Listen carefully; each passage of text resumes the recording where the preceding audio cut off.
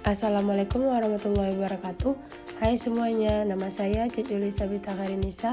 Saya di sini ingin menampilkan sebuah video untuk penilaian final UAS saya. Nah, ini dia keempat macam topik-topik yang akan kita bahas. Yang pertama adalah definisi ilmu politik. Ilmu politik merupakan ilmu yang mempelajari politik atau politis atau juga kepolitikan. Politik adalah usaha menggapai kehidupan yang lebih baik.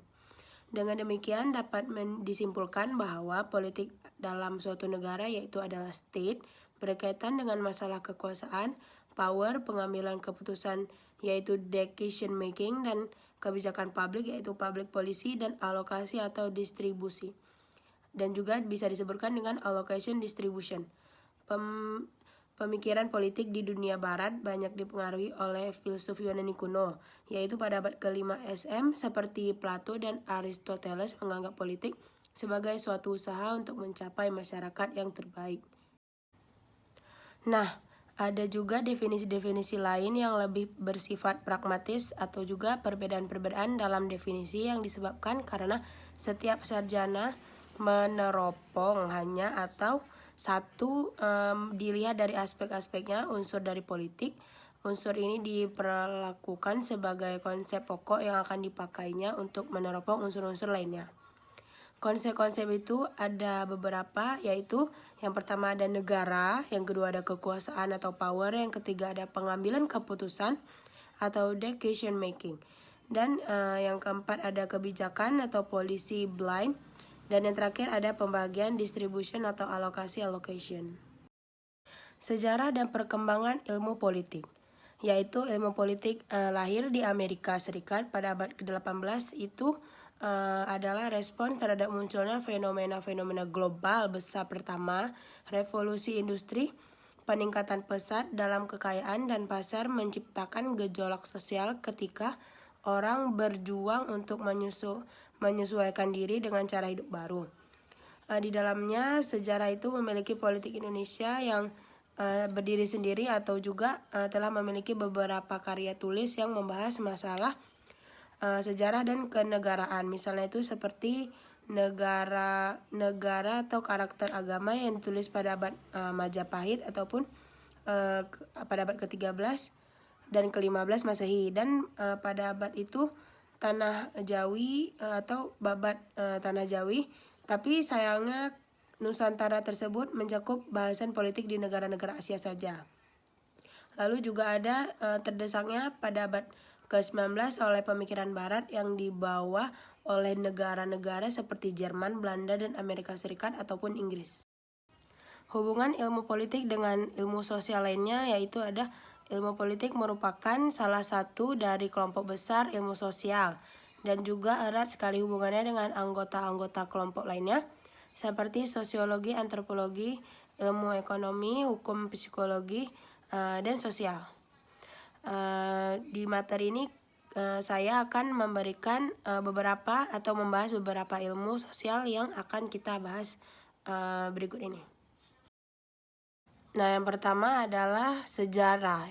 Sejarah itu adalah bahan yang paling penting di dalam ilmu politik atau yang lebih sangat penting di dalam bagian ilmu politik karena adanya bahan fakta dari masa lampau ataupun data-data kejadian pada masa saat itu yang kejadian politiknya sekarang saling berhubungan, jadi bisa dikait-kaitkan. Dan juga filsafat ilmu politik yaitu yang berkaitan dengan ilmu filsafat politik karena bagian dari filsafat yang berhubungan dengan kehidupan politik, berbahasa, bernegara, dan juga sifat dari asal mula negara tersebut. Selanjutnya ada sosiologi yaitu ilmu sosiologi dan ilmu politik berhubungan erat dengan ilmu sosiologi karena dia memiliki dimensi-dimensi ataupun keduanya mementingkan untuk memahami mengenai manusia, masyarakat, dan nilai-nilai sosial. Selanjutnya ada juga antropologi yaitu tentang mempelajari tentang kebudayaan yang ada di dalam sekitar masyarakat. Itu juga sangat berperan penting di dalam politik ataupun mempunyai corak-corak ragam budaya di dalam masyarakat tersebut. Selanjutnya ada ekonomi, yaitu ilmu ekonomi dan ilmu politik ini merupakan aspek terpenting di dalam negara.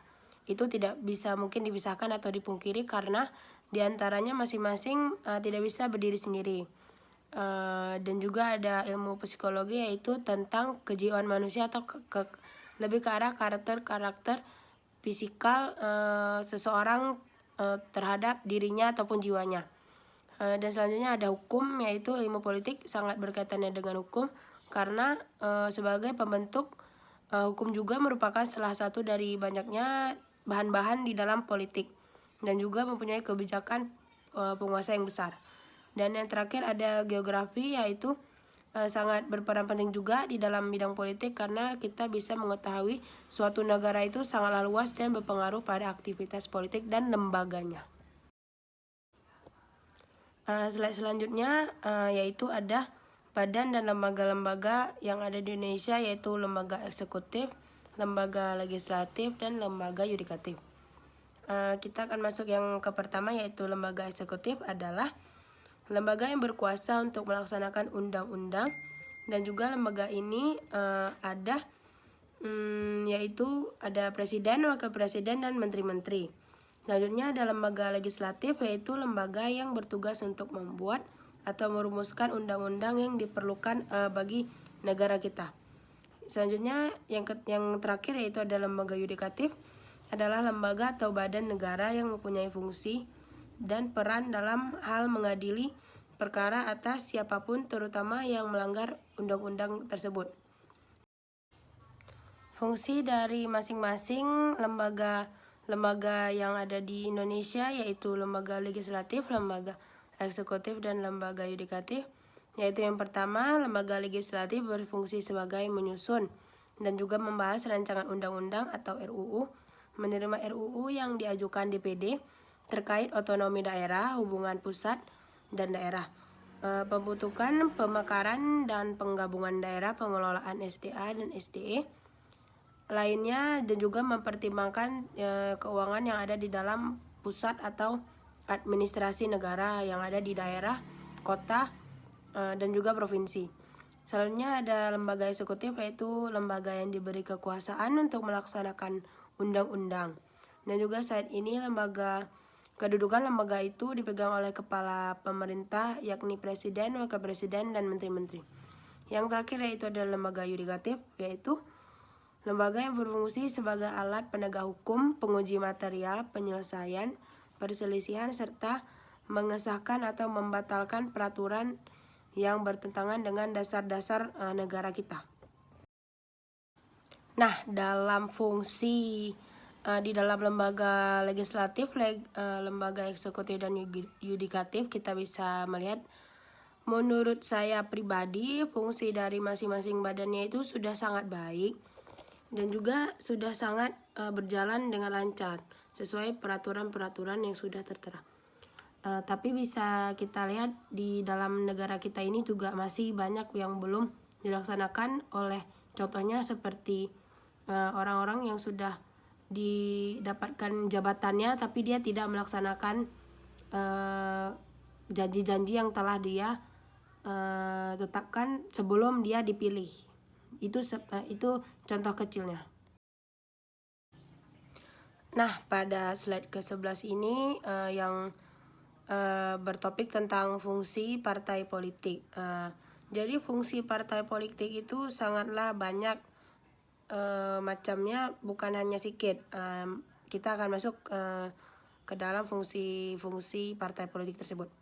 Yang pertama yaitu ada sistem kepartaian, yaitu sebelum berjalannya secara maksimal fungsi yang dimiliki oleh partai politik itu bisa dikatakan baik fungsi partai politik terhadap negara maupun fungsi partai politik terhadap rakyat, dan juga memiliki fungsi partai politik terhadap negara antara lain yaitu menciptakan pemerintahan yang efektif dan adanya partisipasi ataupun ikut cenderung, dan juga politik terhadap pemerintah yang berkuasa. Sedangkan fungsi dari partai politik terhadap rakyat antara lain adalah memperjuangkan kepentingan aspirasi dan nilai-nilai kepada masyarakat, serta memberikan perlindungan dan rasa aman. seperti bisa dikatakan melindungi sepenuhnya yang ada di dalam masyarakat tersebut. Dan juga partai politik pada saat ini belum mencakupi ataupun belum sepenuhnya memberikan pendidikan politik dan melakukan pengkaderan ataupun rekrutmen di dalam politik yang efektif untuk menghasilkan kader-kader pemimpin yang memiliki kemampuan di dalam bidang politika.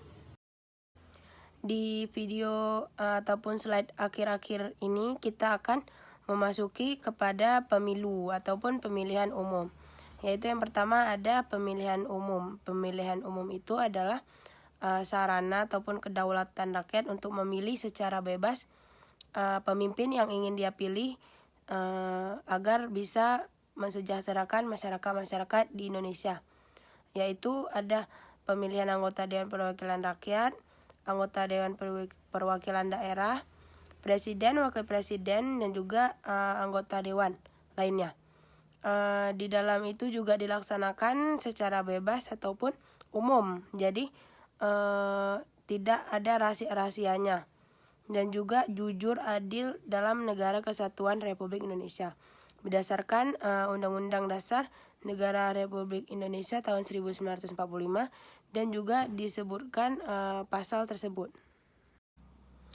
Pada sistem pemilihan umum ini, pemilihan umum di Indonesia menganut asas Luber, yaitu singkatan dari langsung, umum, bebas, dan rahasia. Asas Luber sudah ada sejak lama, yaitu pada sejak Orde Baru, dan juga pemilihan umum ini diharuskan memberikan suara secara langsung dan tidak boleh diwakilkan atau pula tidak boleh dicoblos oleh saudara-saudara yang kita titipkan untuk mencoblos. Dan juga Marijan telah menegaskan bahwa negara yang pernah melaksanakan pemilihan umum dapat disimpulkan ada 3 sistem pemilu di dunia, yaitu ada sistem pluralitas dan sistem proporsional dan juga sistem mixed atau campuran.